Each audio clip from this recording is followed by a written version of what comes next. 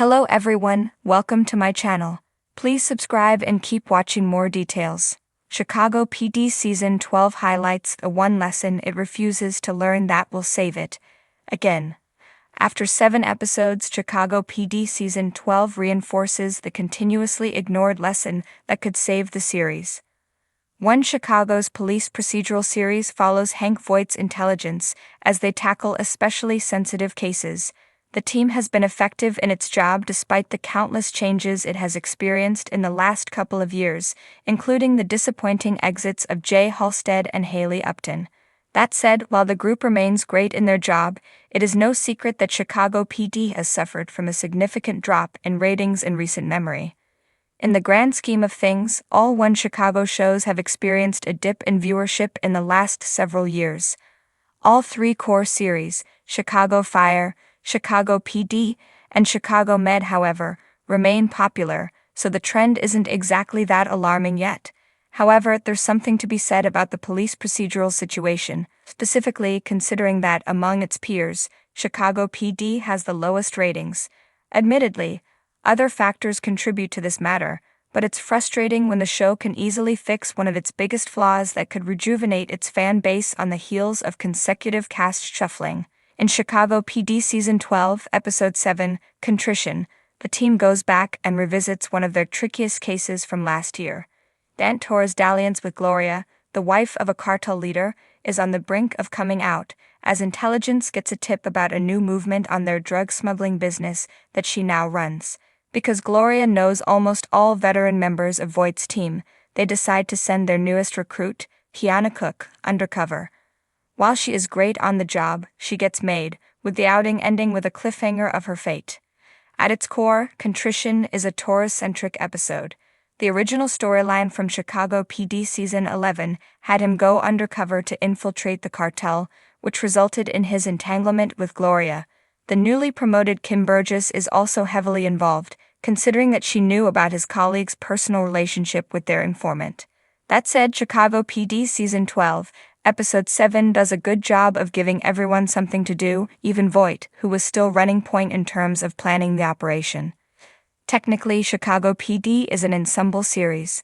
While Voight is the leader of intelligence, the show gives all of its characters their own respective time under the spotlight, which is actually a great thing.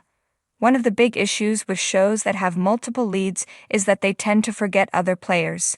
This way, One Chicago ensures that all members of Voight's team have their compelling storylines. The problem with this, however, is the way Chicago PD executes this approach. Character-centric episodes in Chicago PD are typically isolating because they usually just focus on a single character, with little to no involvement from the rest of the cast. Chicago PD Season 12, Episode 7 proves that it can balance things out by continuing to tackle character-centric outings without sidelining the rest of its characters. This is also a great way to rejuvenate its fan base, as it means that every week intelligence as a whole will be at play. Viewers won't have to skip certain episodes if they aren't particularly invested in one storyline. This character-centric approach to storytelling for Chicago PD likely has something to do with Wolf Entertainment's cost-cutting measures. In a report from Deadline, Dick Wolf show's cast members have been asked to reduce the number of episodes they appear. This is why Chicago Fire has been missing a few characters for some weeks without any clear explanation, such as Christopher Herman and Kylie Estevez. That said, because Chicago PD has a much smaller ensemble, missing even just one player is easy to notice and has a massive impact on its storytelling. At this point, however, it's arguably better for Chicago PD to just follow in Chicago Fire's footsteps when tackling character absences. This way, it ensures that all members of intelligence or those who are involved are given something to do every week. It's high time that the police procedural drops its limiting approach to storytelling and makes full use of its ensemble. It's missing out on so many narratives without doing so. NBC's Chicago PD has long been a cornerstone of the One Chicago franchise, delivering gritty, high-stakes drama about the intelligence unit's fight against crime in Chicago's underbelly. As Season 12 unfolds, the show continues to deliver its signature blend of action, moral dilemmas, and complex character arcs. Yet, amidst the gunfire and interrogation room face-offs, a glaring issue lingers.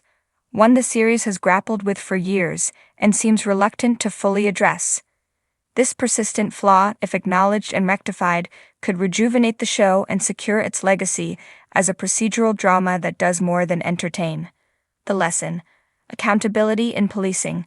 From its inception, Chicago PD has been lauded for its willingness to portray the murky, ethical waters of law enforcement. Led by Sergeant Hank Voight, a character often described as a modern-day Dirty Harry, the intelligence unit frequently skirts the line between justice and vigilantism. Voight's brutal interrogations and penchant for bending the law have been a hallmark of the series, simultaneously captivating audiences and drawing criticism for glamorizing excessive force. The central lesson the show refuses to learn is the importance of accountability in policing, not just as a thematic device, but as a narrative structure that evolves with the times. In an era where real-world conversations about police reform are unavoidable, Chicago PD often flirts with these themes but stops short of meaningful exploration. Season 12 offers an opportunity to change this, yet the show remains entrenched in its old patterns. Highlights from Season 12. Signs of progress. Season 12 brings a mix of high-stakes cases, emotional reckonings, and new dynamics within the team. Among the most notable developments, Kevin Atwater's leadership struggles. Atwater continues to wrestle with his role as a black officer in a predominantly white unit, a storyline that has been central to his character arc. This season, his involvement in a case involving police misconduct hits closer to home than ever. While Atwater's perspective offers a much-needed lens into systemic issues, the show misses an opportunity to delve deeper, often relegating his insights to side plots. Kim Burgess's journey to recovery after surviving a harrowing attack in Season 11.